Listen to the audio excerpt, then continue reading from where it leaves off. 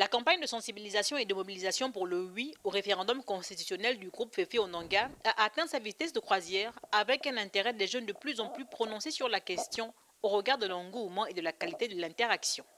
Notre message avait une particularité, c'est sensibiliser et s'adresser à la jeunesse. Parce que ce sont eux les porte-flambeaux de demain. Et une jeunesse qui n'est pas chevronnée ou préparée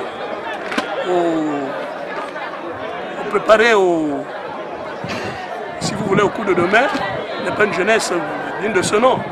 Il faudrait qu'elle soit préparée au challenge futur. La récente sortie à Port-Gentil du docteur Hiloko, qui appelle les Gabonais à voter non lors du prochain référendum, n'a pas laissé indifférent le leader du groupe Féfé Onanga. C'est un Gabonais comme tout le monde, ça je le rétrocède.